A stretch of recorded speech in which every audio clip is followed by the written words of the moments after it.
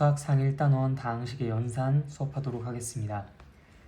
다항식의 연산 파트에서는 사실 되게 당연한 것들을 많이 공부를 할 거예요. 중학교 3학년 과정까지 학습한 내용들을 바탕으로 생각해보면은 아주 가볍게 그 결과를 유추해 볼 수 있고, 그 다음에 의사소통도 가능할 이제 그러한 기본적인 내용들을 담고 있는데, 일단 의사소통이 가능하게 하기 위해서는 여러 가지 용어들에 대한 정리가 좀 필요할 겁니다. 중학교 1학년 1학기 때부터 공부했었던 그런 내용들이고 많이 들었었던 단어들이지만 정확한 뜻은 모르고 그냥 대강대강 넘기고만 있었다면은 이 기회를 통해서 확실하게 좀 정리를 해주셨으면 좋겠어요. 자, 일단 다항식의 연산인 만큼 다항식과 단항식이라는 그 개념에 대해서 이야기해 보도록 하겠습니다. 다항식이라는 것은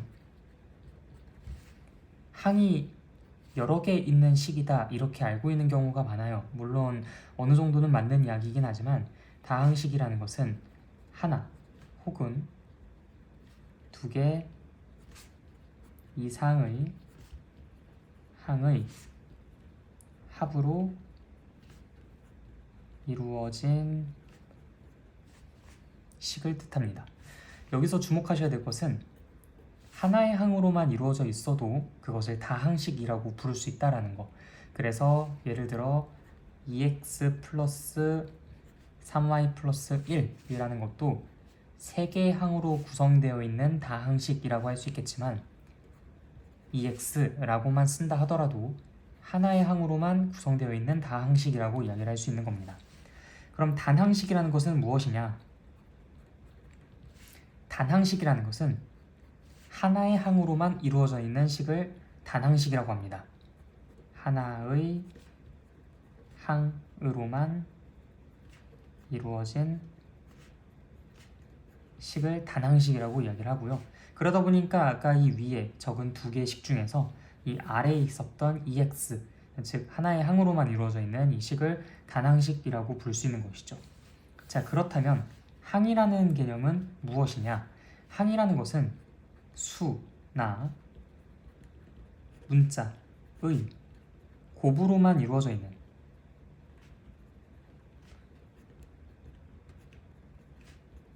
식을 항이라고 이야기를 합니다. 예를 들어서 수 하나로만 이루어져 있어도 되고요. 수랑 문자를 곱해서 즉 EX라고 써서 이걸 하나의 항이라고 이야기를 할 수도 있고요. 당연히 이것도 하나의 항이겠죠. 문자끼리 곱해도 역시 하나의 항이라고 할 수 있겠습니다. 그렇지만 이런 식으로 곱으로 이루어져 있지 않고 이렇게 그 둘 사이를 합으로 연결시켰을 때는 이때는 이들을 하나의 항이라고 이야기하지 않습니다. 이것과 이것은 각각 하나의 항이라고 할 수 있겠지만 이것은 하나의 항이라고 볼 수가 없죠. 곱으로만 이루어져 있는 식이라는 것에 주목해 보도록 하겠습니다. 이 중에서 이렇게 숫자로만 이루어져 있는 그러한 항을 우리가 상수항이라고 불러요. 자, 그 다음에 개수라는 용어도 상당히 이제 중요하게 다뤄지는데, 개수라는 것은 문자에 곱해진 수라고 정의가 됩니다. 문자에 곱해진 수라는 것은 무엇이냐?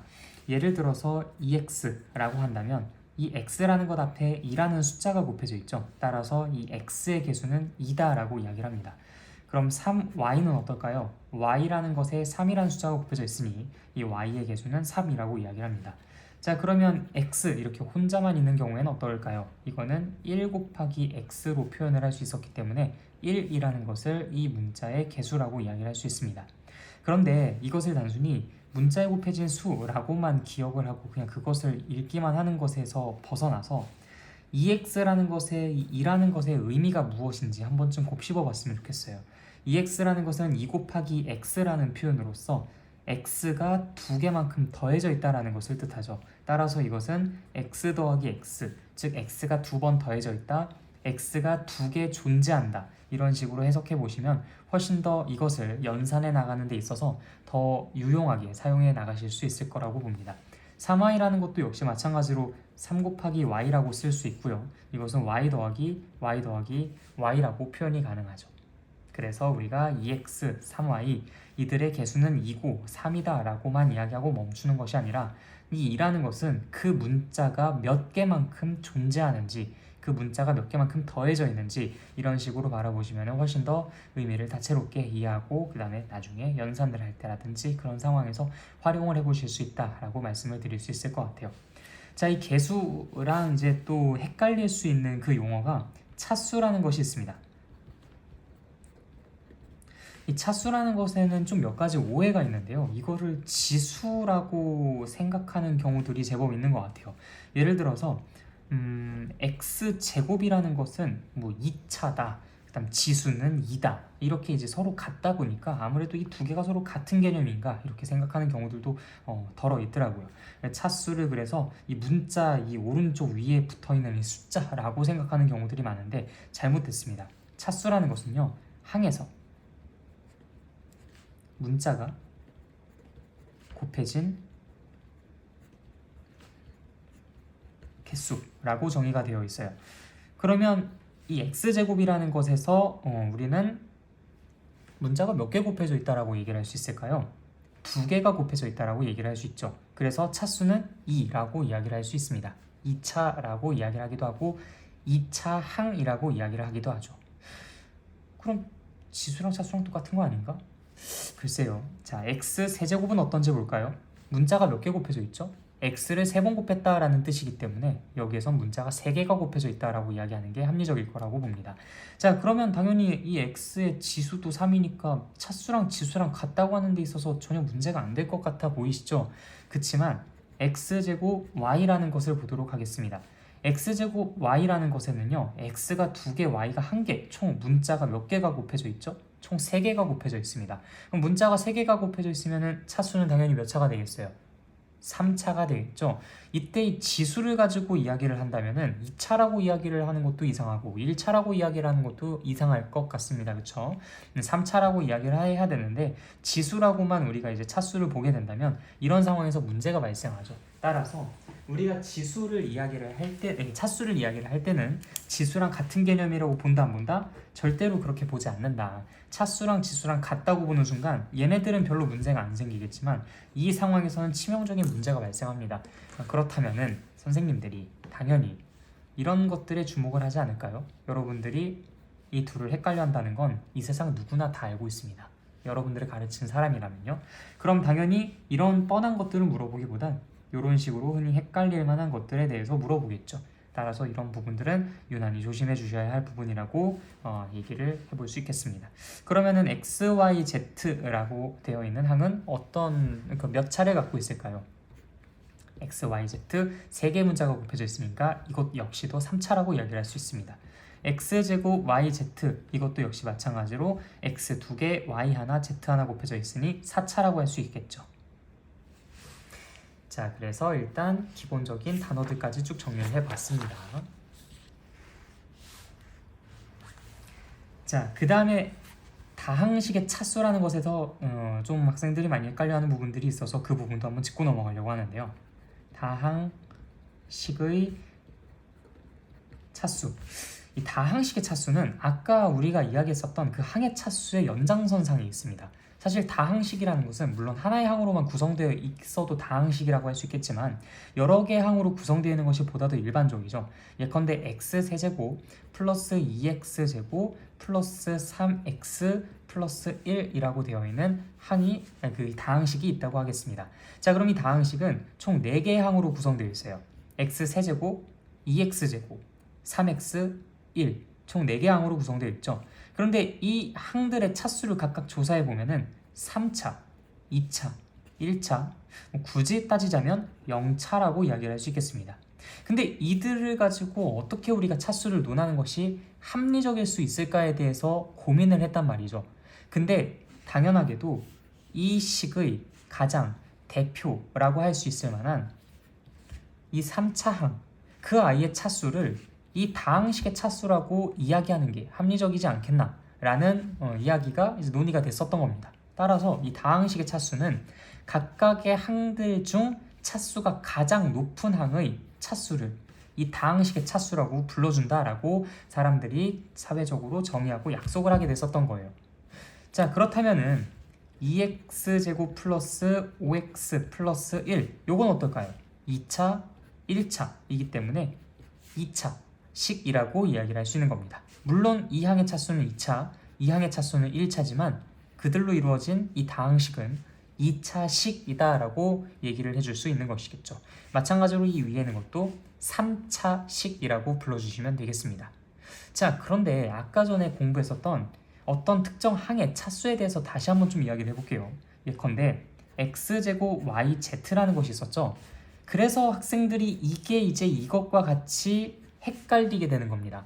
아까 이 다항식의 차수를 얘기할 때는 항의 차수가 가장 높은 항의 차수, 즉 몇 차라고 이야기를 했었죠? 2차라고 이야기를 했었죠. 그럼 이것도 똑같지 않느냐? 아, 이것도 그럼 요거 2차, 1차, 1차, 그러니까 2차, 이 항의 차수는 2차, 그럼 지수랑 똑같네. 이런 식으로 주장하는 게 보통 일반적으로 이제 주장하는 바예요. 좀 헷갈려하는 학생들이요. 그렇지만 그게 아니죠. 다항식의 차수는 각 항에서 가장 차수가 높은 항의 차수를 불러주겠다라고 하는 게 다항식의 차수의 정의였었던 거고, 그냥 일반적인 항에서의 차수를 논의할 때는 그 항에 곱해져 있는 문자의 개수로 차수를 정의했기 때문에 이건 하나의 항이죠? 이렇게 따로가 이제 하나의 항이 아니라 이거는 세 개 항이 아닌 하나의 항입니다. 그 하나의 항에 문자가 두 개, 한 개 총 4개의 문자로 곱해져서 만들어진 항이기 때문에 그래서 4차라고 이야기를 할 수 있는 것이죠. 이 둘을 정확하게 구분 지어 주실 수 있어야 차수라는 개념이 헷갈리지 않으실 겁니다. 자, 이 밖에로 내림차순이라든지 오름차순 심심치 않게 보게 되실 건데요. 내림차순이라는 것은 내려가는 차 순서대로라는 이야기를 한다고 생각해 보시면 쉽습니다. 그러니까 차수가 점점 내려가는 순으로 기록을 하는 거예요.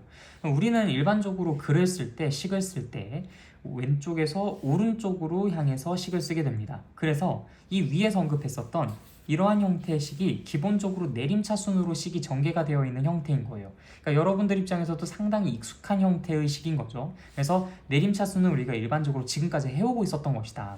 그럼 오름차순이라는 것은 무엇이냐? 올라가는 차 순서대로라는 소리입니다. 예컨대 x 플러스 x제곱 플러스 x세제곱 이런 순으로 쓰는 게 오름차순으로 쓰는 거예요.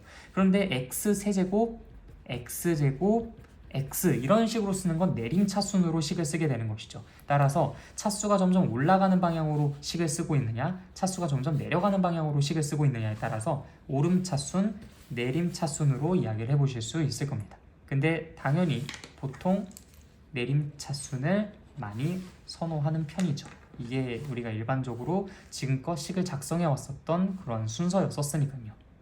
네, 일단 여기까지 그 각각의 용어에 대해서 정리를 해보았습니다. 그래서 일단 연산을 하고 뭐 앞으로 더 나아가서 더 심도 깊은 내용들을 공부를 하기에 앞서서 우리가 이러한 용어들에 대한 정리는 반드시 필요했어요. 이 용어들에 대해서 이해를 못한다면 뭐 문제가 뭐가 나오든지 뭐 예를 들어서 뭐 어떤 걸 하라고 했는데 뭔 소린지 못 알아들어가지고 내가 뭘 해야 될지 모르겠다든지 그런 일들이 벌어지면 안 되지 않습니까? 일단 문제가 먼저 이해가 되고 내가 그 문제를 해결하기 위해 어떤 행동들을 해야 되는지를 명확하게 알아야 그 문제가 풀리는 것만큼 이러한 용어들에 대한 간단한 정리 이런 것들은 꼭 해볼 필요가 있겠다. 그래서 확실하게 의사소통에 있어서 오해가 나타나지 않도록 철저한 준비가 좀 필요하지 않을까 하는 생각이 듭니다. 자, 그러면은 그 다음으로 넘어가서 연산을 이야기해 보도록 할게요. 자, 다항식을 연산을 하는 것은 기본적으로 수를 연산하는 것과 일맥상통한 부분이 있습니다. 실제로 우리가 숫자를 연산하는 데 사용되는 여러 가지 법칙, 예컨대 이제 교환 법칙이라든지 결합 법칙, 분배 법칙 이런 이야기들이 여기서도 자연스럽게 적용이 돼요. 그리고 다항식의 덧셈과 뺄셈을 하는 것도 역시 마찬가지로 실제로 우리의 어떤 상식 차원에서 크게 벗어남 없이 진행이 됩니다. 그리고 지수법칙이라는 것들은 중학교 2학년 1학기 과정에서 2단원에 나왔었죠. 그때도 많이 이제 공부를 했었던 부분이고 지금껏 많이 사용해 왔었던 부분이니까 사실 연산하는 데 있어서도 절대 어려움이 없을 겁니다. 다항식의 곱셈을 하는 것도 역시 마찬가지예요. 여러분들이 중학교 때 제대로 공부만 잘 해오셨다면 지금 이 단원에서 논의하는 다항식의 곱셈은 새로운 내용이 사실상 없습니다. 그래서 그냥 편하게 공부하시면 돼요.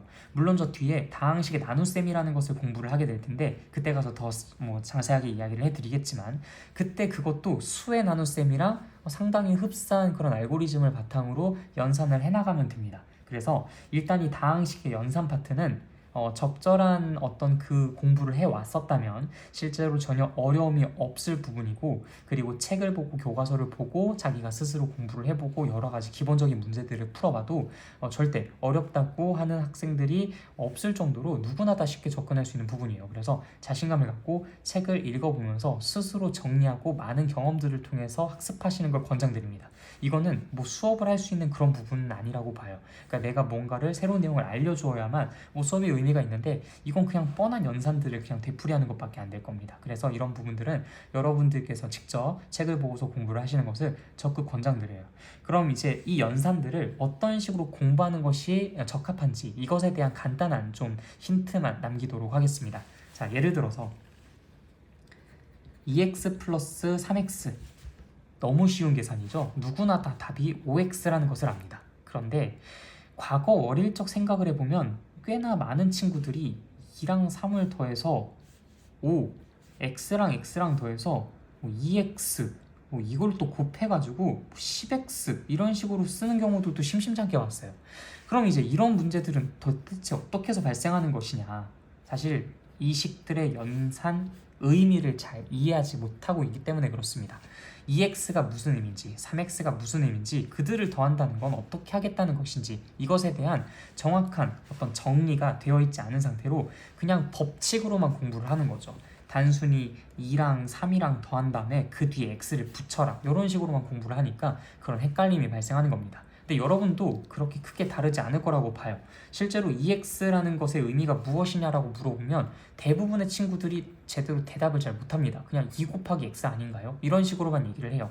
근데 2 곱하기 X 맞는 말인데 아까 개수 이야기할 때 말씀드렸죠. X에 2가 곱해져 있는 그것은 단순히 X에 2가 곱해져 있다라고만 바라보지 마시고 그 곱셈의 의미 2 곱하기 X?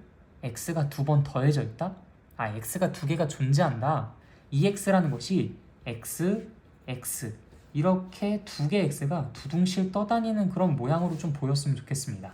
그럼 3X라는 것은 또 무엇일까? 역시 X가 3개가 두둥실 떠다니는 모양으로 보였으면 좋겠다라는 거예요. 그럼 그들을 더하면 당연히 뭐가 되겠습니까? X가 5개가 두둥실 떠다니는 것처럼 보이죠? 따라서 5X가 되는 겁니다. 그런 연산의 의미에 대해서 여러분들이 좀 잘 생각해가며 공부를 하시면 훨씬 더 올바른 좋은 공부를 할 수 있지 않을까 생각이 들어요. 그러면은 뭐 지수법칙 같은 것들도 역시 마찬가지가 되겠죠. 예를 들어 2의 a제곱 곱하기 2의 b제곱이라는 게 2의 a 플러스 b제곱이다 라고 하는 지수법칙 모르는 사람 없을 거라 생각합니다. 그런데 대개 어떤 사람들은 2의 세제곱 곱하기 2의 5제곱을 하라 그러면 2의 15제곱이라고 얘기하는 경우들이 제법 많아요. 그럼 왜 또 이런 헷갈림이 존재하는 것일까? 지수법칙을 어떻게 해서 외워서 그렇습니다. 자, 이 지수법칙도 외울 대상이 아니에요. 2의 세제곱의 의미가 무엇인지 생각해 봅시다. 이를 3개 곱한다라는 의미를 갖고 있어요. 2의 5제곱은요.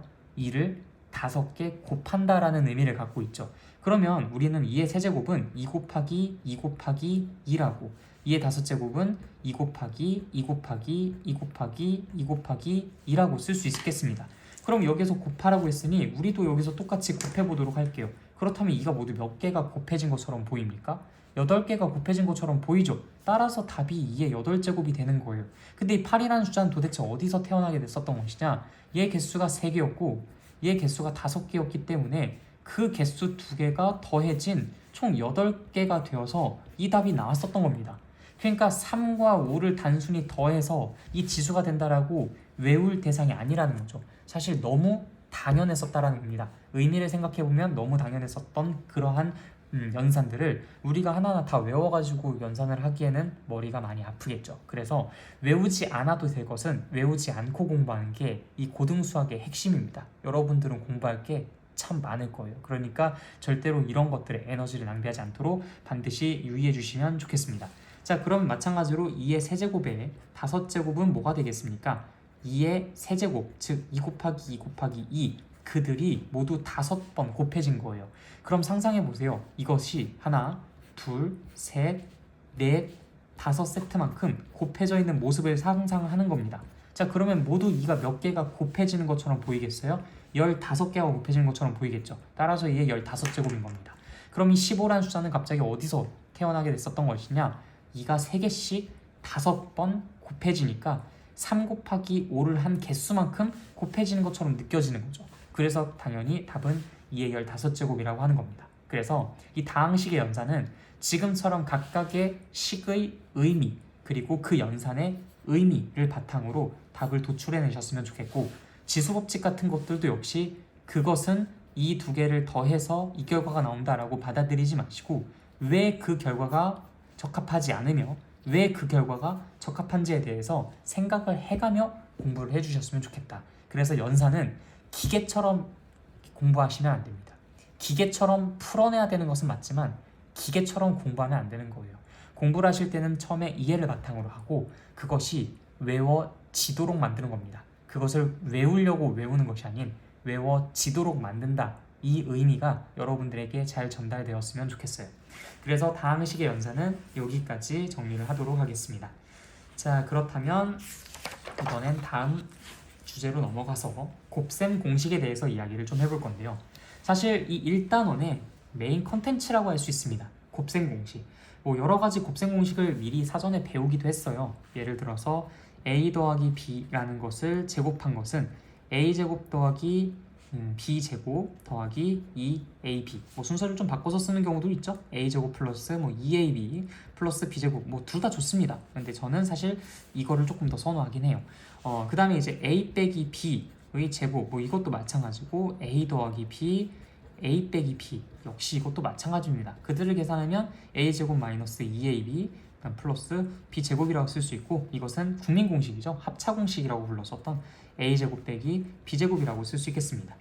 우리가 알고 있는 건 사실 이 정도쯤까지, 그리고 이제 외우려고 외운 것은 아니고 그냥 외워졌다라고 보는 게 좀 더 타당한 x 플러스 a 곱하기 x 플러스 b, 요거는 이제 너무 당연하죠. 여러분들 많이 계산을 해왔었을 테니까 이거는 이제 눈 감고도 계산하는 수준이 되어 있어야 할 겁니다. 그 다음에 ax 더하기 b 곱하기 cx 더하기 d, 이것도 마찬가지예요. 우리는 이 두 개를 곱해가지고 acx 제곱, 그 다음 요렇게 저렇게 곱해서 플러스 AD 플러스 BC X라고 쓸 수 있으며 이 뒤에 마무리로 B, D 이렇게 곱해서 정리해 주시면 되겠죠. 근데 사실 요거는 외워라 라고 하기에는 좀 글쎄요, 효용이 떨어진다고 보여져요. 외우는 것이 아니라 연산의 과정과 그것의 결과가 어떤 식으로 도출되게 되는지 그 알고리즘을 이해하고 기억하는 게 차라리 더 낫습니다. 이거 외워봤자 쓸모없어요. 그러니까 이렇게 저렇게 이렇게 저렇게 그들이 한 번씩 마치 악수한다 생각하고 곱해진다 라고 이해를 해두시면은 굳이 안 외우고 연산하실 수 있겠죠. 사실 저는 개인적으로 이거 안 외우고 있습니다. 자, 그럼 이제 이 밖에 우리가 이번에 새롭게 공부하는 그런 여러 가지 곱셈 공식들이 있다라는 건데, 이제 그러한 공식들이 뭐가 있느냐? 일단 첫 번째, 세제곱과 관련된 공식들이 있어요. 예를 들어 x 플러스 y라는 것을 3번 곱한 것, 그것은 x세제곱 플러스 3x제곱 y 플러스 3xy제곱 플러스 y세제곱이라고 쓸 수 있습니다. 자, 근데 여기에서는요, 이 텍스트만 외워둔다고 해서 아무 소용이 없습니다. 예컨대 이걸 잘 외웠어요. 그런데 2x 플러스 5y의 세제곱, 이거 계산하라고 그러면 이거 못하는 아이들이 진짜 많단 말이죠. 이거 외우면 뭐합니까? 이걸 계산 못하면 이걸 외운 게 아무 소용이 없는데. 그럼 이 곱셈 공식들은 항상 어떤 식으로 외워야 되느냐? 반드시 기억하십시오. 위치로 기억하는 겁니다. 위치를 외워두시는 거예요. 그래서 이런 텍스트로 외워두는 것이 아니라 x 플러스 y의 세제곱이라는 것을 계산을 한다는 것은 일단 첫 번째, 왼쪽에 있는 것을 3번 곱합니다. 그리고 하나씩 얘가 곱해지는 개수가 줄어들어요. 처음엔 얘가 3개가 곱해지고 얘가 하나도 안 곱해지고, 그 다음 두 번째 써지는 것은 얘가 2개가 곱해지고 얘가 1번이 곱해집니다. 세 번째 써지는 건 얘가 1번이 곱해지고 얘가 2번이 곱해지고요. 그 다음에 네 번째 써지는 것은 비로소 얘 혼자만 3번이 곱해집니다. 그리고 그때 각각의 개수들이 중간에 3과 3이 있다는 것만, 이것만 외워두시는 거예요. 자, 다시 한번 볼까요? 왼쪽에 있는 거 3개 곱한 거, 그 다음에 3 곱하기 왼쪽에 2개 오른쪽에 1개 곱한 거, 그 다음 3 곱하기 왼쪽에 1개 오른쪽에 2개 곱한 거, 그 다음에 오른쪽에 3개 곱한 거.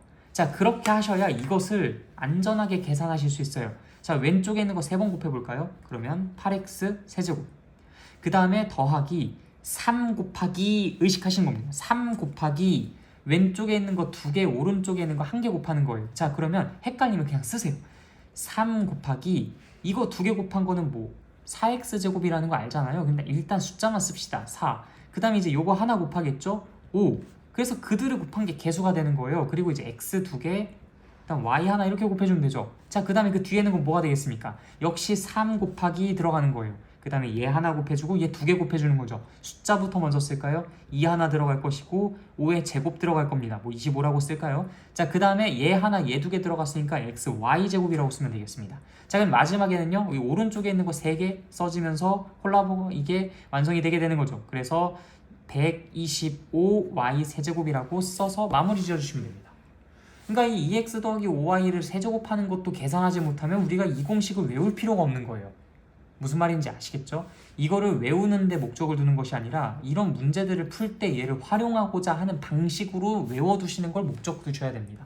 그럼 그렇기 위해서 뭐가 필요하다? 위치로 외워두는 것이 필요하다. 얘네들 텍스트 가지고 외워두는 것이 아니라 뭐 가지고? 위치 가지고 외워두는 것이 필요하다. 왼쪽, 오른쪽 이런 위치 가지고 이 공간들을 채워나가 주시길 바라겠습니다. 그럼 외워줘야 할 것들은 무엇이냐? 이 전체적인 틀이요.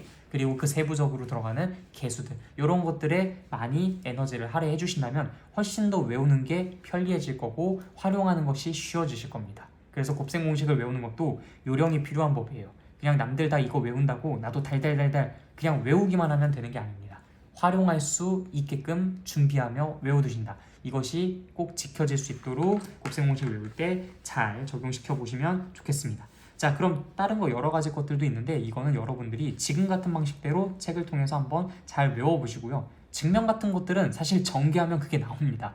증명 과정이 딱히 필요가 없어요. 그냥 그 곱셈 공식들은 잘 외워서 나중에 우리가 이런 문제들을 풀 때 사용할 수 있는 만반의 준비를 해 놓으시길 바랍니다.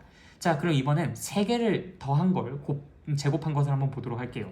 a 더하기 b 더하기 c, 그들을 제곱한 것은 무엇이냐? 이것도 마찬가지입니다. 이것도 위치로 외워두셔야 돼요. 자, 일단 이 3개를 더한 것을 제곱한 것은 첫 번째, 두 번째, 세 번째 이 위치 가지고 이야기를 하겠습니다.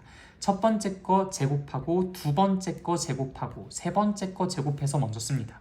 그 다음 더하기 2 곱하기 첫 번째, 두 번째, 두 번째, 세 번째, 세 번째, 첫 번째 이들이 서로 둘둘씩 짝지어서 한 번씩 곱해질 거예요. 그래서 2 곱하기 AB 더하기 BC 더하기 CA가 되겠습니다. 마찬가지로 이것도 여러분들 2A-B 플러스 3 요거 제곱하실 수 있어야 해요. 자, 그러면 첫 번째 거 제곱하니까 4A 제곱, 두 번째 거 제곱하니까 B제곱, 세 번째 거 제곱하니까 플러스 9, 그 다음 더하기 2 곱하기 이 두 개를 곱하면 마이너스 2AB, 이 두 개를 곱하면 마이너스 3B, 이 두 개를 곱하면 플러스 6A. 얼마나 간단합니까? 그래서 우리가 이것을 계산하기 위해서 위치로 외워두는 것을 반드시 해줘야 한다는 거 꼭 명심해 주길 바랄게요. 그 다음 제법 많이 등장하는 3개의 괄호를 곱하는 것도 있습니다. x 플러스 a, x 플러스 b, x 플러스 c. 바이블 기준으로 나와 있진 않지만 그래도 이것은 알아두면 매우 유용해서 같이 공부를 좀 해보도록 할게요. 자, 우리가 여기에서 결국 3개의 괄호에 있는 구성원들을 하나씩 추출해서 곱해야 할 겁니다. 그러면 가장 왼쪽에 있는 x끼리만 먼저 곱하는 것을 고려해 보도록 할게요. x 세제곱. 그냥 일반적으로 내림차순으로 정리를 하고 싶다라는 겁니다. 자, 그럼 x가 2개가 곱해지고 그 다음에는 오른쪽에는 숫자 하나가 곱해지는 그런 구조로도 가능하겠죠. 자, 그러면 어떤 조합들이 가능한지 볼까요? a에다가 x 2개 곱할 수도 있고 b에다가 x 2개를 곱할 수도 있어요. c에다가 x 2개를 곱할 수도 있겠죠. 따라서 이 뒤에 a 더하기 b 더하기 c x제곱이라고 써주시면 되겠습니다. 자, 그러면 x가 이제 하나가 곱해지고 나머지 2개가 숫자인 경우들도 있겠죠. 자, 그럼 여기서 한번 다시 보실까요? a, b에다가 x 곱할 수도 있죠. b, c에다가 x 곱할 수도 있습니다. c, a에다가 x를 곱할 수도 있죠. 따라서 이 뒤에는 플러스 ab 더하기 bc 더하기 CAX라고 쓸 수가 있겠으며 그 뒤에 마지막 숫자끼리 곱해서 만들어지는 ABC라는 항이 생성이 되게 될 겁니다. 자, 이것도 역시 마찬가지죠. x 더하기 1, x 더하기 2, x 더하기 3 이들을 곱한 걸 계산해 보도록 합시다. 이젠 더 이상 두 개 먼저 계산하고 걷다가 이거 곱해서 두 번 걸쳐서 계산하지 않으셔도 돼요. 자, 이 위에 있는 공식대로라면 일단 x들끼리 먼저 3개를 곱합니다. 그 다음에 숫자 xx, 숫자 xx, 숫자 xx 곱해지는 1 더하기 2 더하기 3 x제곱이 있을 수가 있겠죠. 그 다음 숫자 x, 숫자 x, 숫자 x 이렇게 곱할 수도 있으니 우리는 그것을 1 곱하기 2 곱하기 3, 6, 그다음 3 곱하기 1, 3, x라고 표현을 할 수 있고 1, 2, 3 숫자끼리 몽땅 다 곱한 3이라고 마지막 정리해 주시면 되겠습니다. 그래서 이거를 이렇게 신속하게 그 공식을 이용해서 계산할 수 있도록 만반의 준비가 되어 있어야 한다. 자, 그 다음에 이제 또 여러분들이 외우기 정말 어려워하는 공식이 하나가 있어요. 그게 이제 바로 무엇이냐면 되게 독특하게 생긴 공식인데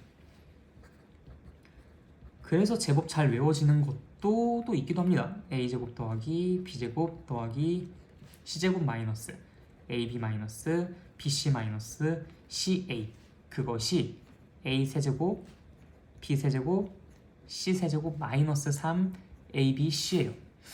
워낙 이 부분이 좀 독특하게 생기고 또 3차에다가 또 3차에다가 3 이렇게 또 규칙적인 부분들도 제법 있다 보니까 이 외우는 게 그다지 어렵진 않는데 이게 참 야고르게도 까먹을라 치면 나와서 골탕 먹이고 까먹을라 치면 나와서 골탕 먹일 정도로 되게 드물게 문제로 출제되는 아이예요.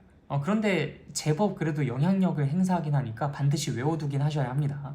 그래서 이 공식도 마지막 마무리로 할 수 있는데 이 아이는 좀 독특한 게 이 부분이 좀 다르게 표현이 될 수가 있어요. 이 부분이 실제로 2분의 1 중괄호 a 빼기 b의 제곱 그 다음에 더하기 b 빼기 c의 제곱 더하기 c 빼기 a의 제곱으로도 표시가 될 수 있다는 것을 반드시 기억해 두고 가시면 되겠습니다. 그래서 여러분들 곱셈공식 같은 것들을 보시면 뭐 곱셈공식에 있든 아니면 곱셈공식의 변형이라고 또 따로 떼가지고 있든 결국 이것과 이것이 서로 같다라는 것을 어디 한기퉁에 써놓은 걸 보신 적은 있으실 거예요. 뭐 책 가지고 미리 예습을 해보셨을 거라 믿고 이렇게 말씀을 드리는 겁니다. 그래서 이제 그때 말을 하는 것이 이제 이 부분인 겁니다. 근데 이제 이것도 이거랑 서로 똑같냐? 이거 뭐 전개해 보면은 바로 증명이 가능하죠, 그렇죠? 그래서 이제 a 제곱 b 제곱 마이너스 2ab, b 제곱 c 제곱 마이너스 2bc, c 제곱 a 제곱 마이너스 2ac 해서 이제 a 제곱도 b 제곱도 c 제곱도 다 2개씩 나오고 2ab, 2bc, 2ca 각각 다 2개씩 나오는데 절반 해주니까 이거 나온다. 바로 간단하게 계산해 볼 수가 있겠죠. 어쨌든 그래서 여러분들 이 공식까지도 완벽하게 다 외워주신다면 이제부터는 1단원에서 곱셈 공식을 이용해서 출제되는 모든 문제들 웬만하면 다 맞추실 수 있을 겁니다. 그때 중요한 건 무엇이다? 위치로 외워두는 것이 중요하다. 이 위치로 외워두지 않으면 이거 아무리 멋들어지게 잘 외웠어도 이거 문제 못 풀어서 나락갑니다. 역시 마찬가지예요. 이것도 잘 외워봤자 이거 못 풀면 소용이 없는 겁니다. 이거 잘 외워봤자 이거 못 풀면 소용이 없는 거예요. 그래서 곱셈 공식을 외운다라는 것은 정확하게 의미를 다시 말씀드리자면 곱셈 공식의 결과를 위치로 외운다라는 말이다라는 거 반드시 명심해 주시고 그리고 또 더 나아가서 이 위치로 외워진 그 결과를 바탕으로 뭐까지도 연습하셔야 된다. 활용하는 방법, 적용하는 방법까지도 연습을 반드시 해주셔야 한다라는 거 또 다시 강조드리겠습니다. 자, 그 다음에 이제 마지막으로 이야기를 할 부분은 다항식의 나눗셈 파트인데요. 아까 이제 연산 얘기하다가 나눗셈은 저 뒤에서 한번 이야기를 하겠습니다 라고 말씀을 드렸죠. 이 다항식의 연산은 다항식의 나눗셈은 사실 저 뒤에 조립제법 그 다음에 더 나아가서 2단원의 나머지 정리 뭐 요 파트랑도 또 직결되는 부분 연장선상에 있기 때문에 공부를 철저하게 잘 해두셔야 합니다. 자, 그런데 이 다항식의 나눗셈이라는 걸 우리가 지금까지 단 한 번도 해본 적이 없어요. 그래서 지금 집중해서 잘 들어주셔야 합니다. 그런데 우리가 수에서 나눗셈을 했었던 것과 매우 흡사한 원리를 적용시킬 거니까 이제 그것과 같이 병렬로 놓고서 살펴보시면 될 것 같아요. 자, 그래서 어떤 수를 한번 나눠볼까요? 65라는 숫자를 6으로 한번 나눠보도록 하겠습니다. 65라는 숫자를 너무 재미가 없나요? 65라는 숫자를 그럼 12로 한번 나눠보도록 하죠. 몫이랑 나머지가 또 5로 똑같네요. 잠시만요. 그러면 69라는 숫자를 12로 나눠보도록 하겠습니다. 자, 그러면 이 69를 12로 나눠보면 12가 69 안에 5개가 들어가요. 그럼 60이 되죠? 그럼 나머지는 9가 됩니다. 그래서 우리는 이 69라는 것을 12로 나눴을 때 몫은 5고 나머지는 9라고 이야기를 해줄 수가 있어요. 그래서 이거를 검산식으로 써보게 되면 69라는 것은 12 곱하기 5 더하기 9라고 표현이 가능합니다. 그리고 이때 우리가 좀 주목해보면 좋을 특성이 뭐가 있었냐면 12로 나눴을 때 이 남은 부분이 당연히 이 12보다 더 어떻다? 작다라는 것을 가지고 이야기를 해볼 수 있었죠. 그래서 뭐 요 부분이 뭐 나머지가 13이라든지 뭐 15라든지 이렇게 나온다면 이 나눗셈을 잘못한 거니까, 즉 몫이 5개가 아니라 뭐 6개였다든지 7개였다든지 그랬었을 텐데 그러지 않았으니 거기서 나머지가 더 나왔다, 이런 식으로 또 이야기를 초등학교 때 했었던 기억이 있었을 거예요. 그래서 이 나머지를 구해봤는데 이 아이보다 더 큰 숫자가 나온다, 잘못된 거니까 다시 한번 검토해봐라. 그런데 이 10이라는 것보다 작은 것이 나왔다. 그러면은 올바르게 계산했을 가능성이 높다. 그래서 실제로 그것이 잘 이루어졌는지 확인하는 검산식을 사용해서 이 12 곱하기 5, 60, 거기다 9를 더해서 69가 나온다는 것까지 확인을 하는 것을 우리가 어린 시절, 아기 때였죠. 초등학교 3학년 때였나요? 그때 나눗셈이 처음으로 나왔었을 텐데 그때 공부를 하셨을 겁니다. 자, 다항식의 나눗셈도 이거랑 매우 흡사해요. 아무거나 한번 써볼까요? 예를 들어서 x세제곱 플러스 5x제곱 플러스 2x 플러스 7이라는 그 다항식을 우리가 x 플러스 3이라는 식으로 나눠보도록 하겠습니다. 자, 다항식으로 나눌 때는요, 반드시 우리가 여기에서 이 우두머리를 지워주는 방향으로 몫을 결정해 줄 거예요. 즉, 이 식에다가 무엇을 곱해줘야 이 우두머리를 지워줄 수 있을지 단순한 식을 떠올려 보는 겁니다. 뭐가 있을까요? x제곱을 곱해주면은 x세제곱 플러스 3x제곱이 되면서 이 i를 빼주면서 없앨 수 있는 기회를 얻을 수 있을 것 같아요. 그래서 x제곱이라는 것을 이거랑 같이 곱해서 x세제곱 플러스 3x제곱이라고 쓴 다음 이들을 이렇게 빼서 지워줄 수 있는 방식대로 몫을 결정을 해줄 거예요. 자, 그럼 그렇게 되면 이제 얘는 아예 없어지니까 끝났고, 얘가 2x제곱이 되고 플러스 2x 플러스 7, 나머지는 그대로 써지게 되겠죠. 그럼 이번에는 누굴 없애야 됩니까? 2x제곱이라는 걸 없애줘야 돼요. 그럼 여기다 무엇을 곱해주면 될까요? 2x를 곱해주면 되겠죠. 따라서 2x를 씁니다. 이 뒤에는 당연히 플러스로 연결시켜 주시면 되겠고요. 2x제곱 플러스 6x라고 해서 또 빼줍니다. 그럼 이거 뭐가 돼요? 마이너스 4x 플러스 7이 되겠습니다. 자, 그 다음에 이번에는 마이너스 4x라는 것을 없애줄 수 있는 i를 여기다 곱할 것을 생각해 보셔야 합니다. 그러면은 당연히 마이너스 4가 되겠죠. 마이너스 4를 여기다 곱해주시면은 마이너스 4x 마이너스 12가 되니 이 위에서 아래를 빼줬을 때 19라는 결과가 나오게 될 겁니다. 자, 그러면 이 19라는 것을 없앨 수 있는, 여기에 무언가를 곱해줄 수 있는 식이 존재할까요? 없죠. 네, 그렇기 때문에 여기에서 멈추게 됩니다.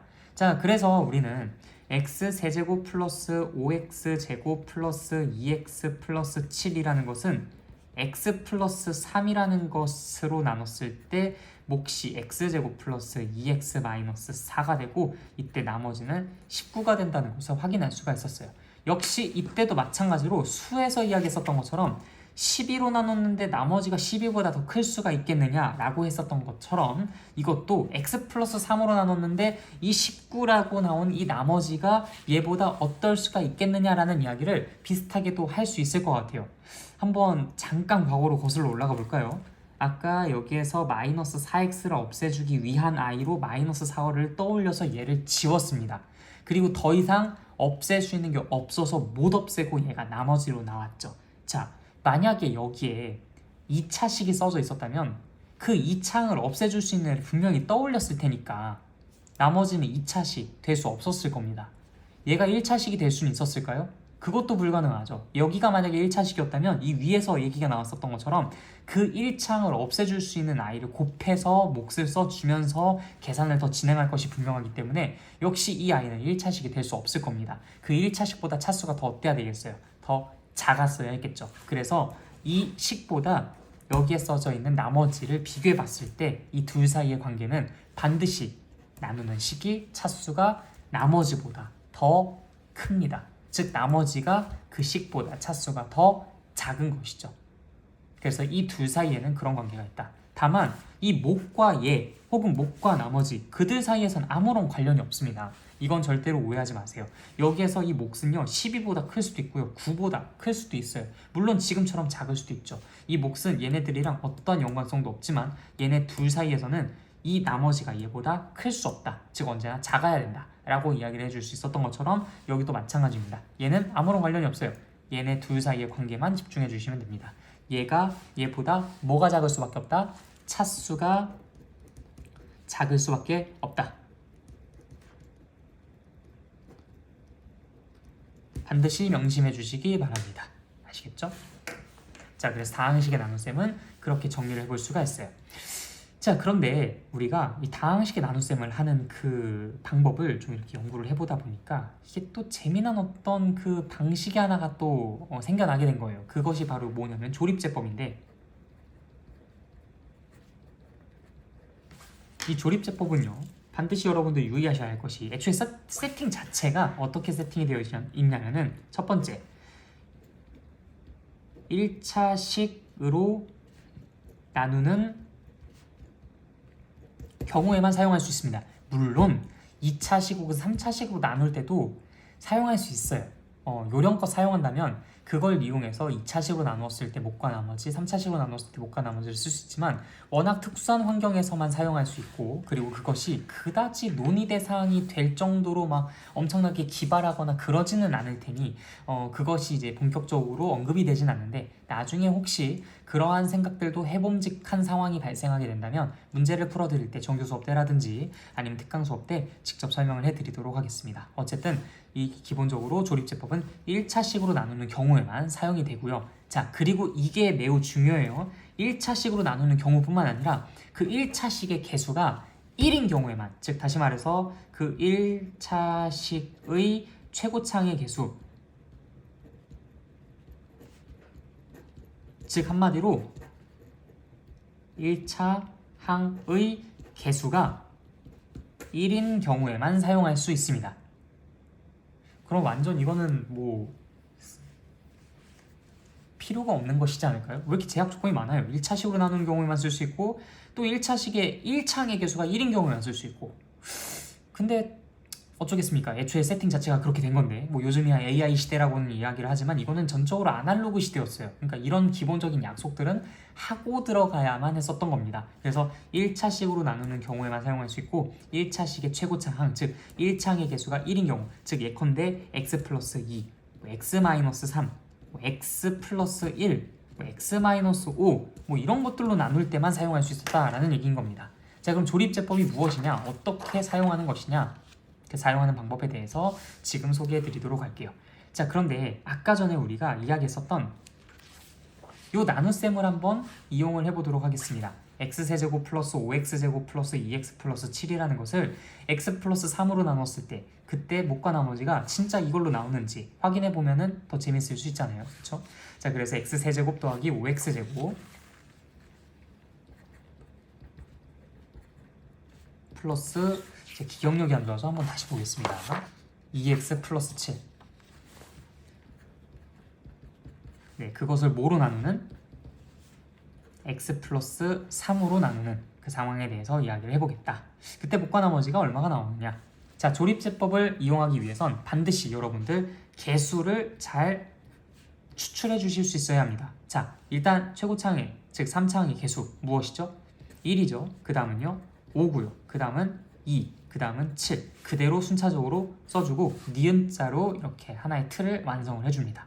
자, 그 다음 두 번째, 나누는 식의 값을 0으로 만들어줄 수 있는 x의 값을 구해보세요. 그거 너무 쉽죠? x 플러스 3이 0이 되도록 하는 x의 값 얼마입니까? 마이너스 3이죠. 그래서 마이너스 3이라는 숫자를 여기 이렇게 쓰게 될 겁니다. 자, 그 다음에 여기서부터 잘 따라오셔야 되는데 1이 밑으로 뚝 떨어져요. 그냥 1이라고 씁니다. 여기가 만약에 2였었다면 그냥 2라고 쓰면 되고 3이었으면 3이라고 쓰면 돼요. 그냥 그대로 써주시면 됩니다. 그 다음부터가 규칙적이에요. 자, 이 숫자랑 곱해서 여기에 쓸 겁니다. 그 다음에 더해서 쓸 거예요. 자, 여러분들 이때 더한다는 것을 꼭 좀 잘 기억해 줬으면 좋겠어요. 우리가 나눗셈을 할 때 아까 다시 소환해 볼까요? 어떻게 했죠? 더했나요? 뺐나요? 뺐죠. 여기서 뺐으니까 여기서도 빼야 되는 거 아닌가? 이런 생각들 하는 사람들이 제법 많아요. 아닙니다. 반대입니다. 반대라고라도 꼭 좀 기억해 두세요. 이걸 더하지 않고 빼가지고 틀리는 경우들을 진짜 많이 봤습니다. 뭐 물론 처음 배웠을 당시에는 틀려도 돼요. 그런 시행착오 과정을 통해서 결국 배워나가는 거니까. 그치만 이거를 나중까지도 계속 틀리고 있다? 아, 이거 정말 진지하게 시간 갖고서 한번 고민해 보셔야 됩니다. 이건 반드시 시정이 필요한 부분이니까요. 조립제법이 나중에 인수분해 단원에서도 이용이 될 것이고 고차방정식 단원에서도 이용이 될 것이고 제법 많은 단원에서 이런 것들이 연계가 될 거예요. 근데 그때마다 헷갈리면은 참으로 힘들겠죠. 자, 어떻게 한다? 더한다. 따라서 2라고 씁니다. 자, 아까 1에다가 뭘 했었죠? 곱해서 썼죠. 이거 마찬가지예요. 곱해서 쓰면 됩니다. 뭐라고요? 마이너스 6이라고요. 어떻게 하겠습니까? 더하죠. 따라서 마이너스 4라고 쓰는 거예요. 자, 그 다음 또 어떻게 하겠어요? 곱하죠. 어떻게 할까요? 더하죠. 따라서 이렇게 정리를 해볼 수가 있겠다. 그리고 이제 여기에 니은자를 이렇게 딱 썼는데 얘가 뭘 의미하는 것이냐? 목과 나머지의 경계를 구분 지어주는 역할을 하는 그 기호예요. 자, 그래서 우리가 요것을 각각 목과 나머지라고 추출을 한 셈인 건데 몫이 뭐 1, 2, 마이너스 4? 이게 도대체 뭐지? 이게 이쪽께서부터 순차적으로 상수항, 1차항, 2차항입니다. 즉 한마디로 이 결과는요. x제곱 플러스 2x 마이너스 4가 나왔다는 거예요. 자, 그 다음에 나머지는 뭐가 나왔다? 점점점을 한번 써볼까요? 이거 정말 오래전 표현이었죠. 나머지는 19가 나왔다. 이 얘기입니다. 진짜 맞는지 한번 볼까요? x제곱 플러스 2x 마이너스 4에 나머지는 19가 나왔었습니다. 자, 지금은 어떤지 보면은 어떻죠? 네, x제곱 플러스 2x 마이너스 4에다가 19라는 것이 나왔네요. 네, 좋습니다. 그래서 이제 우리가 이렇게 아까 그냥 단순히 직접 나눗셈을 한 것과 이 조립제법의 결과가 똑같다는 것을 확인을 해봤어요. 근데 이 조립제법이 아까 1차식으로 나눌 때만 쓸 수 있다라고 했고 그 다음 또 두 번째 조건이 뭐였었냐면 1차식의 1차항의 개수가 1인 경우에만 쓸 수 있다고 했었습니다. 그러면 또 인간이 또 삐뚤어져 보고 싶은 마음이 또 기본적으로 내재되어 있잖아요. 그렇죠? 여러분들도 말 그래서 징그럽게 안 듣지 않습니까? 그래서 이제 2x 플러스 6으로 나눈 그 경우는 도대체 이게 어떻게 나뉘어지는지 그때 이 나눗셈의 결과가 뭐가 나오는지 그거 한번 좀 생각을 해보려고 해요. 근데 왜 하필 2x 플러스 6이었을까? 의도가 다분한 식입니다. 자, 한번 2x 플러스 6으로 나누는 상황을 조립제법을 이용해서 나누려고 시도해 보도록 해볼게요. 자, 어떻게 했습니까? 역시 마찬가지로 1, 5, 2, 7 그대로 쓸 것이고요. 그 다음 니은자 크게 해놓고 자, 2x 플러스 6이라는 것을 0으로 만들어주는 x의 값 뭐가 있죠? 네, 마이너스 3이 있습니다. 따라서 마이너스 3을 썼어요. 자, 마이너스 3을 쓰고 그대로 조립제법 진행해 보도록 하겠습니다. 그대로 내려와서 1이 되고요. 곱해서 마이너스 3 더하기죠. 마이너스 6 더하기죠. 마이너스 4 12 더해서 19 따라서 x제곱 플러스 2x 마이너스 4 대자뷰 느껴지십니까? 아직까지 눈치 못 챘으면 안 돼요. 이 위랑 이 아래가 같은 결과로 나오게 된 겁니다. 그러면은 진짜 아예 못 쓰나? 아니에요. 다행히도 그건 아닙니다. 아예 못 쓰는 건 아니고 아까 이 얘기를 했었던 것은 여러분들한테 경각심을 심어주기 위해서예요. 그냥 이걸로 나눌 때도 아무렇지 않게 조립제법 써가지고 이걸 답으로 써서 틀립니다, 여러분들이. 근데 그러지 마시라는 차원에서 1창의 개수가 1인 경우만 쓰라라고 명시를 해놨었던 거예요. 자, 그러면 도대체 쓸 수 있다는 거야, 만다는 거야? 쓸 수 있습니다. 그럼 어떻게 쓸 수 있는 것이냐? 자, 이게 아까도 말씀드렸듯이 AI가 아니라 아날로그적인 방법이에요. 즉, 이 i가 x 플러스 3으로 나누는 거였는지 2x 플러스 6으로 나누는 거였는지 이 조립제법이 알게 뭡니까? 그냥 우리는 요 식의 값이 0이 되도록 하는 그 문자의 값을 여기에 써서 조립제법을 했을 뿐인 거예요. 그럼 얘 입장에서는요, 몰라요. 우리가 x 플러스 3으로 나누고 싶은 건지 2x 플러스 6으로 나누고 싶은 건지 우리의 마음을 알 수가 없습니다. 따라서 그 부분은 우리가 미리 이 아이의 어떤 그 부족한 부분들을 좀 보완을 해주기 위한 장치들을 따로 마련을 해줘야 되는 거예요. 실제로 이 조립제법의 결과로 나온 이 결과는 아까 우리가 눈으로 봤다시피 뭐로 나눴을 때 결과죠? 이걸로 나눴을 때 결과죠. 그래서 1창의 개수가 1일 때의 결과를 이 조립제법은 언제나 추출해 줍니다. 자, 다시 뭐라고요? 최고창의 개수, 즉 1창의 개수가 1일 때의 결과를 언제나 추출해 줘요. 그럼 우린 그거를 차용해서 최고창의 개수가 1이 아닌 경우에서는 도대체 어떤 목과 나머지가 나오는지를 그것을 바탕으로 유출을 해보는 것으로 대처를 할 겁니다. 자, 그럼 어떻게 할 것이냐? 검산식을 한번 떠올려 볼까요? 몫이 이거고 나머지가 이게 나왔다는 것은 x 세제곱 플러스 5x제곱 플러스 2x 플러스 7은 우리의 마음은 원래 2x 플러스 6으로 나누는 거였지만 이 조립제법의 한계상 x 플러스 3으로 나눴을 때 결과를 추출을 한 거예요. 즉 한마디로 이 결과는 x 플러스 3 곱하기 x제곱 플러스 2x 마이너스 4 그 다음 더하기 19라고 결과가 나온 겁니다. 자, 그런데 우리는 이거를 뭐로 나눈 것으로 바꿔주고 싶다고요? 2x 플러스 6으로 나눈 것으로 결과를 바꿔주고 싶다고요. 자, 그러면 얘가 몇 배가 되어서 이게 된 겁니까? 그쵸? 2배가 되어서 이게 된 거예요. 자, 그러면 얘는 몇 배가 될까요? 근데 이거 내가 맨날 물어보면은 얘가 2배가 됐으니 얘도 2배가 되어야겠다 이렇게 생각하는 사람들이 있어요. 아니야. 우리는 결국 이 결과로 그리고 이 결과로 동일한 이 식을 만들 겁니다. 요거는 좀 오해의 여지가 있으니까 이거는 쓰지 않고 등호로 묶을게요. 근데 등호를 썼는데 여기 나누기 이걸 쓰면 안 되죠. 네, 이거는 제가 좀 실수를 했습니다. 자, 내가 이 계산 결과랑 이 계산 결과 이 두 개의 결과가 이것으로 동일해야 되는데 얘가 2배가 됐다고 해서 얘까지 동달아 2배가 돼버리면 어떡할 거예요? 얘가 2배가 됐으니 그것을 수습하는 입장에서 2분의 1배가 돼야 되겠죠. 따라서 2분의 x제곱 플러스 2x 마이너스 4라고 써주셔야 하는 겁니다. 자, 그런데 이 뒤에 있는 이 19는 뭘까요? 강 건너 불구경하는 거예요. 얘가 2배가 되고 얘가 2분의 1배가 되어서 어쨌든 여기에서 협의는 본 거 아닙니까? 결국엔 값이 안 변했어요. 2배가 됐고 2분의 1배가 됐으니 이 두 개 곱한 것과 이 두 개 곱한 것은 결국엔 같아요. 그럼 이 뒤에 있는 이 19는 얘가 뭐 따로 활약할 게 있겠습니까? 없겠죠? 그냥 써주시면 돼요. 그래서 우리가 이 조립제법의 결과로부터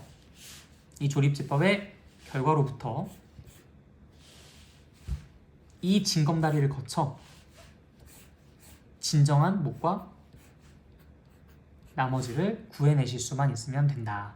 그래서 이 점만 유의하셔라. 따라서 정리를 하자면 여러분들 조립제법 1차식으로 나누는 경우에만 쓸 수 있다. 요거는 뭐 불변의 진리고요. 1차식의 최고창의 개수가 1인 경우에만 쓸 수 있는 게 아니라 1이 아닌 경우에도 쓸 수 있기는 있다. 그치만 조립제법의 결과로 나온 것은 1차식의 1창의 개수가 1인 경우의 결과로 추출을 해주는 것이다. 이 조립제법의 결과는 이걸로 나눴을 때의 목과 나머지를 알려주는 그런 결과다. 왜? 이 조립제법은 매우 아날로그적인 방법이기 때문에 내 마음을 읽을 수가 없어요. 내가 x 플러스 3으로 나누고 싶은지 2x 플러스 6으로 나누고 싶은지 얘가 어떻게 압니까? 무생물인데 말이죠. 그러니까 그 적절한 조치는 내가 알아서 취해줘야 된다. 그래서 약간 좀 쓰기는 불편하다고 생각하실 수 있지만 그래도 이거라도 어딥니까? 우리가 아까 전에 막 이렇게 나눗셈 했었던 것처럼 그렇게 일일이 계산 안 해줘도 되잖아요. 이렇게 숫자 가지고 간단한 계산들만 해줌으로써 우리가 이러한 나눗셈을 보다 더 편리하게 할 수 있다는데 요 정도 불편함 감수를 하셔야지. 그래서 요것만 유의해 주시면은 1창의 개수가 1이 아닌 경우에도 충분히 사용할 수 있다. 근데 난 이거 도저히 모르겠다. 이해가 안 간다.